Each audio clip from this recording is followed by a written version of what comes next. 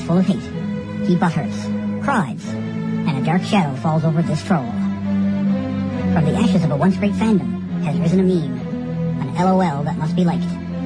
We look to the airwaves for a vindicator, someone to strike fear in the dark basement of the parents who created him. The battle between fan and smart has begun. With a head on his shoulders stands the smart fan, a speaker of truth, with a voice of silence and a radio show of justice. This is Ring Rust.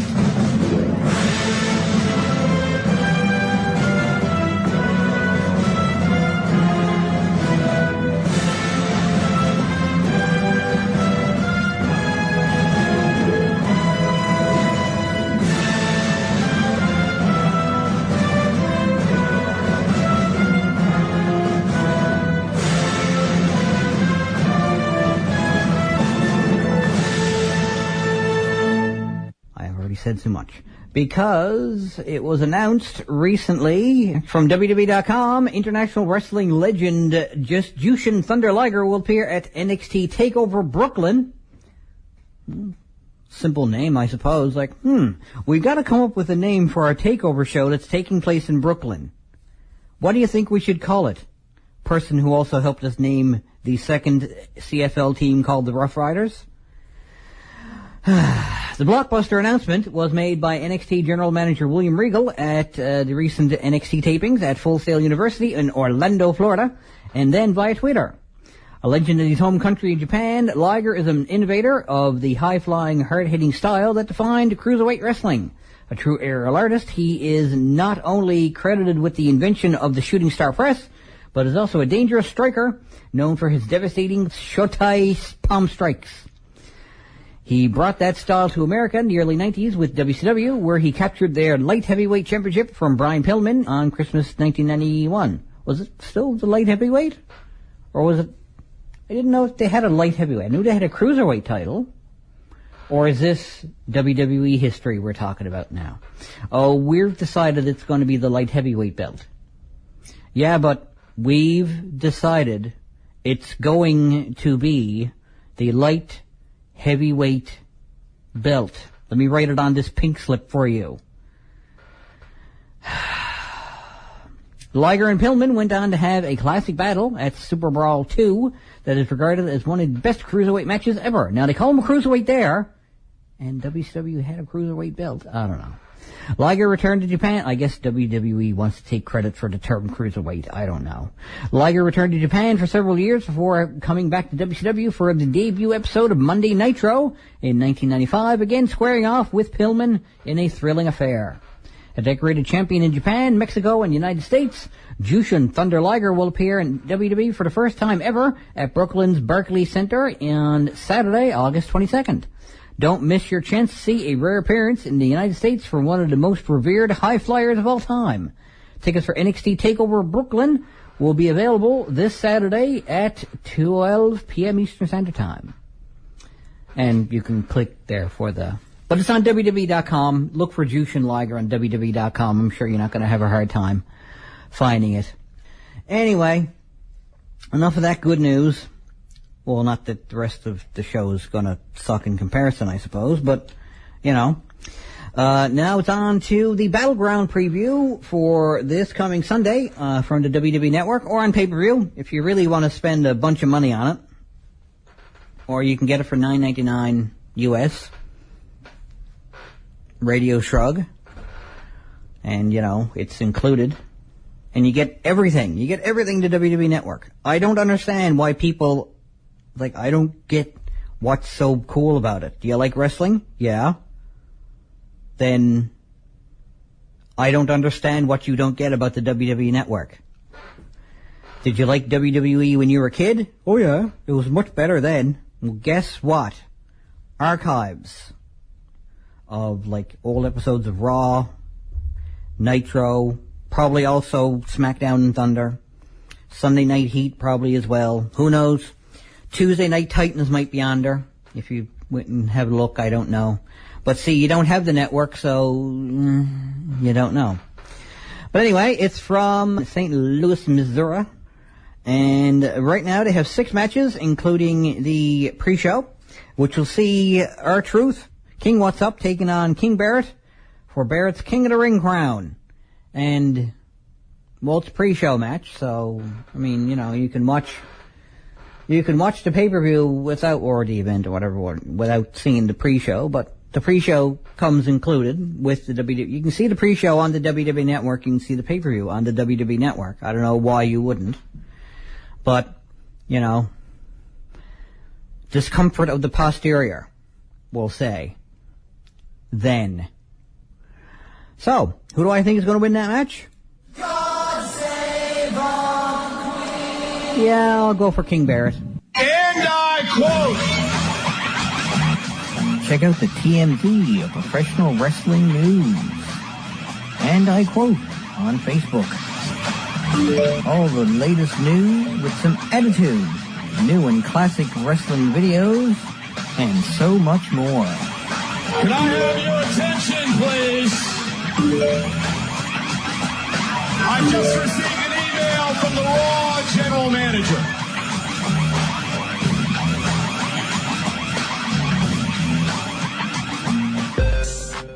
This is Fanboy Mark Cerrone. You are listening to Ring Rust on 93.5 CHMR-FM. Maybe I should send that out to Tara/Victoria/Lisa Marie Varon from Wrestling to Black Widow, anyway.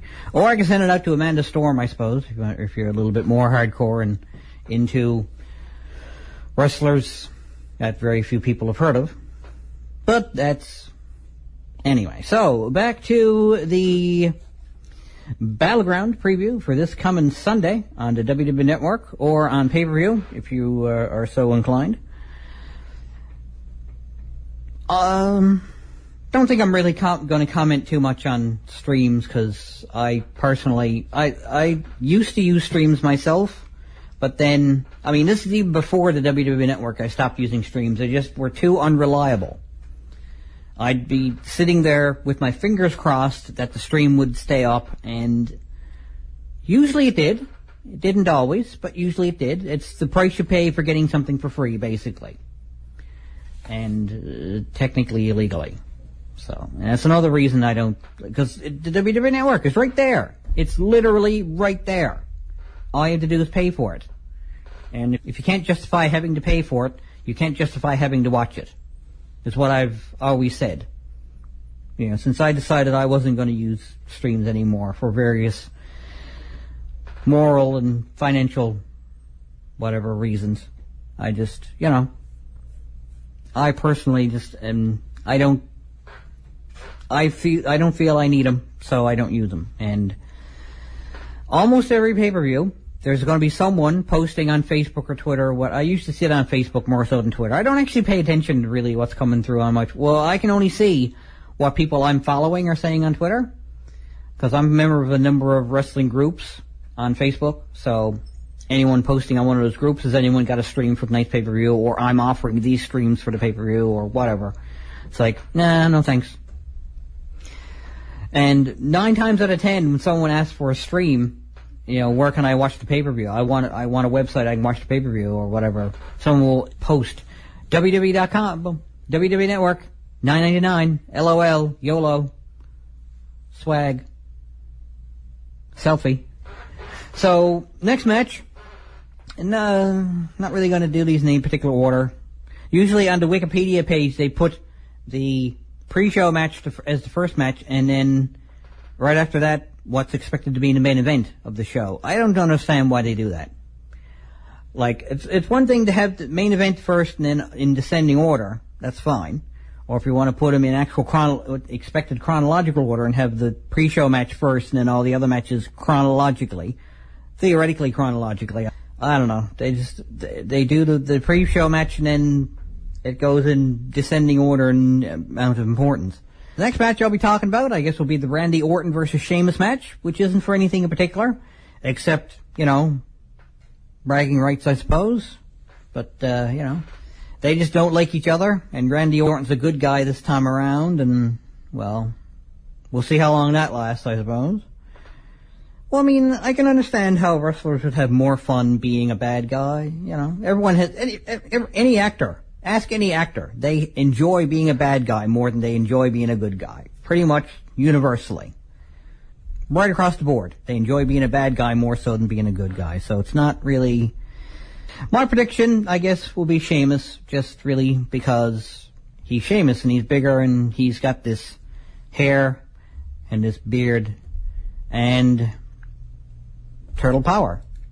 Well, this is myself and the Black Bags, and it's Rain Hammers here on 93.5 CHMR-FM. Rain hammers against my window with fists abandoned by the wind. The rain hammers, it's raining hammers. The rain hammers against my window. Back to the Battleground pay-per-view, a preview, or event, whatever you want to call it. The next match I'll be talking about for the tag team titles. The Primetime Players will be defending against a New Day, and they'll be defending against Big E and Kofi Kingston and or Xavier Woods. So they haven't decided yet.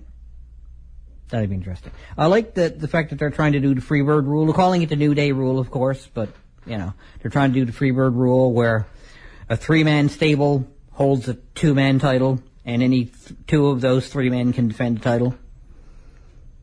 I guess the Spirit Squad did a modified version of it. Did they? I think they did. Pretty sure they did. It's like, you 2 go defend the titles. Okay then. The 3 of us will stand at ringside and dress in green and white and distract the shore. I can see the Primetime Players defending for the time being.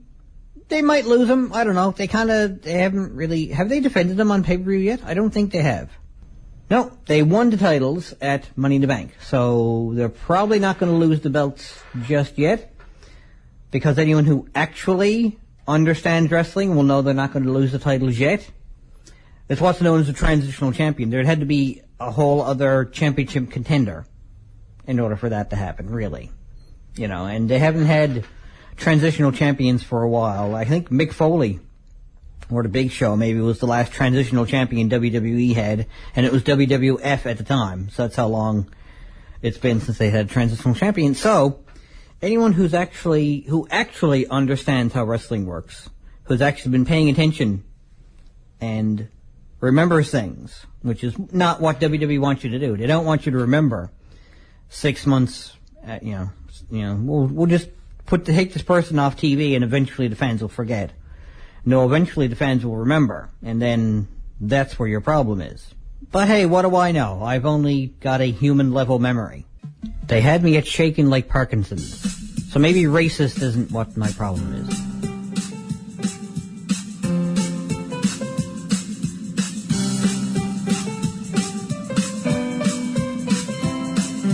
Like me on Facebook, tinyurl.com/ringrust. Follow me on Twitter @MarkGibroni. And subscribe to Jarbronology TV, youtube.com/fanboymarkgibroni.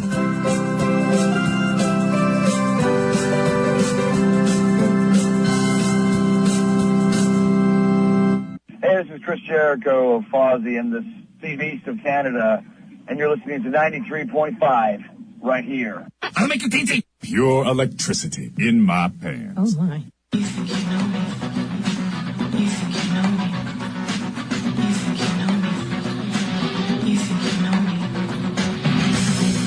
Atlantic Canada's only source for wrestling news radio. You are listening to Ring Rust on CHMR 93.5 FM. This is Fanboy Mark Gibroni. You are listening to Ring Rust on 93.5 CHMR-FM. So back to the Battleground preview for this coming Sunday at the Scottrade Center in St. Louis, Missouri, on the WWE Network or on pay-per-view if you really want to spend that extra amount of money. I just go with the $9.99 a month, but what do I know? So the next match that I have here is for the U.S. title. John Cena taking on Kevin Owens, who just recently lost his NXT title to Finn Balor in a rather smacktastic, as I like to call it, match in Japan at the Beast in the East from a couple of weeks ago. Quite the show, I gotta say. If you didn't mind getting up at like whatever o'clock in the morning and you didn't have to go to work or whatever and turn on the WWE Network, and there it is, because it was live from Japan. And in case you didn't realize, there's a time difference. They're on the other side of the planet, so. Kevin Owens, this is his first time actually challenging for the belt, right? He's just been wrestling John Cena. He hasn't actually been challenging for the belt. And he has been wrestling John Cena rather solidly, though. I mean, they've had a good give and take. They've each won a match, won a big show, a big pay-per-view / live event, whatever match. And technically I can see it go either way, but I think I'm going to go with the same rule that I go with usually. And since it's his first time challenging for the belt, he's not going to win it just yet. Now, he may win by disqualification or count out or something. Like John Cena might get knocked out on the outside of the ring, or he might get or Kevin Owens may handcuff him to someone, or I don't know. Whatever. Some shenanigans may result. I wouldn't be too doubtful of some shenanigans. Some shenanigans, of course, is going to happen because Kevin Owens is a bad guy, and he's going to have shenanigans. He's more than happy to shenanigan his way to winning the title, but not just yet, I don't think. Probably the next show. Probably the next one, if I had to guess. So next show is the Takeover. I don't know if it's going to be, I don't say it's going to be at that one, but you never know. You never know. John Cena may go slumming down on NXT. Probably the next WWE pay-per-view, though.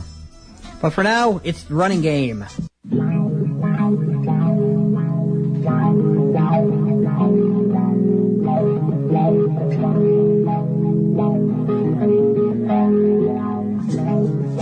Leading wrestling radio dry since 2002. You're listening to Ring Rust on CHMR 93.5 FM.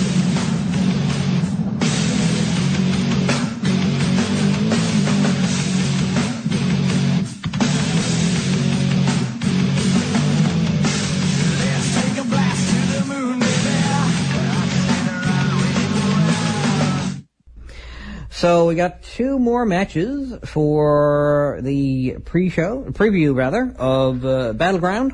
Next up, we got Roman Reigns versus Bray Wyatt in a, what do you want to call it? Anybody but you match?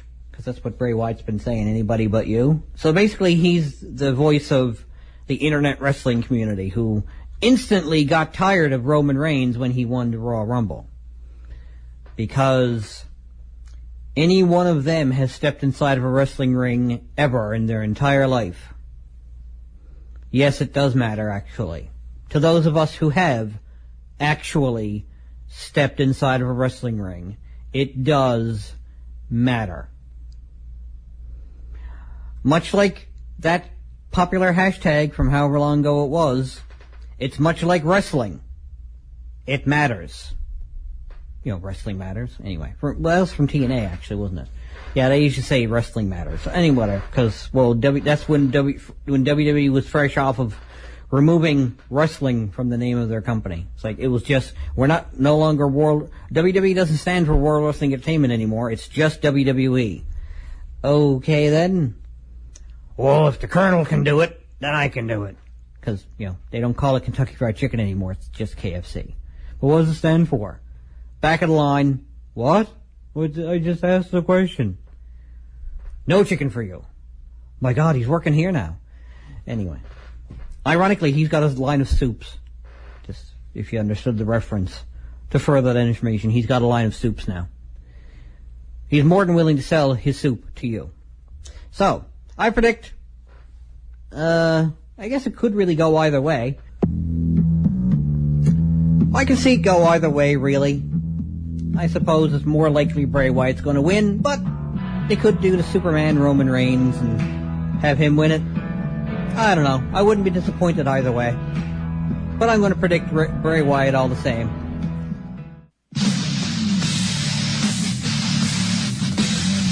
You think you're hardcore? You're listening to Ring Rust on CHMR 93.5 FM.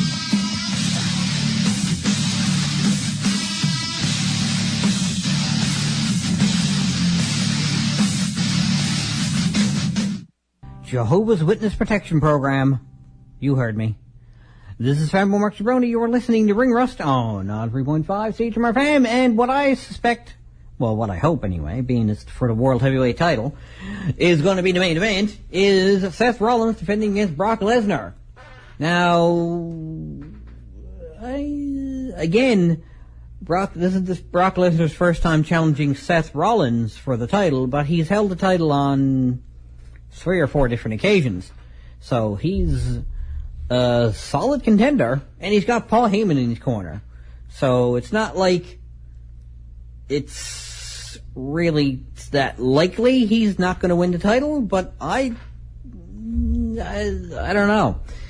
It depends really on the status of his contract, actually. Whether or not he's going to be... Now, also, since he's now on the side of Dudley Do-Right, he's wearing a great big white cowboy hat and running around saying, "I'll save you, ma'am," as an analogy. I don't like using insider terms all that much if I can avoid it, because as far as I'm concerned, not all of my listeners are wrestling insiders. Some people just tune in for the music, some people tune in for the news, and you still understand what I'm talking about. You don't necessarily need to be an insider to listen to my show and enjoy it, and it probably doesn't hurt, but, you don't have to be. So, I see Seth Rollins doing what Seth Rollins does best and scampering away with the title, at least for now. But the next big event, maybe, or the next event period, maybe, I don't know. Or maybe on Raw the following night, because WWE likes doing that. They'll have a pay-per-view / live event on the WWE Network, and it's a title match, and it's like, well, that was a bit of a screwy finish, so we're going to redo the match on Raw tonight, or we're going to have the rematch on Raw tonight, or whatever, because oddly enough, Raw the night after WrestleMania seems to be bigger than WrestleMania a lot of times. So, I don't know what to think about that, but anyway, it's like WrestleMania is the preview for Raw. So, like I said, I can foresee Seth Rollins retaining in a sort of Weasley way, of course, but I can see him retaining. So, let's find out, shall we?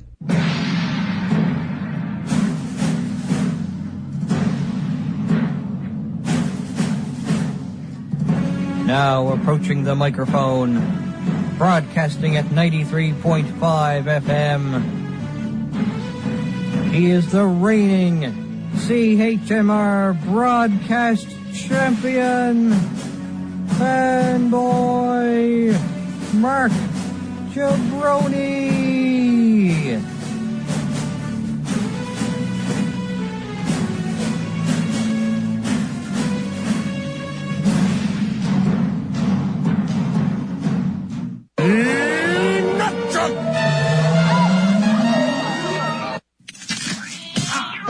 Coming through. Sorry. Oh, that stings. I beg your pardon. Oh!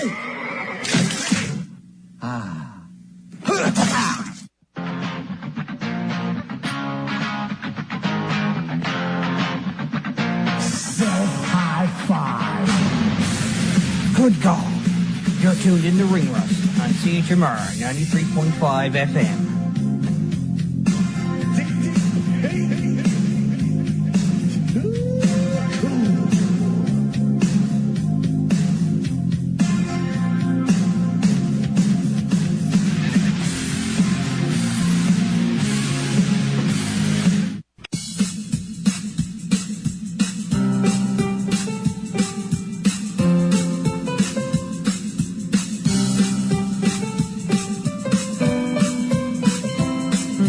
Like me on Facebook, tinyurl.com/ringrust. Follow me on Twitter @MarkJabroni, and subscribe to Jabronology TV, youtube.com/fanboymarkjabroni. You give us a handout. 'Cause music.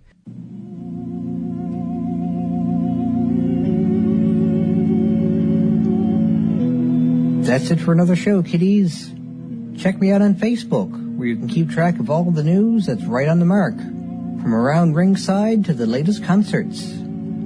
See you at the shows. Later days.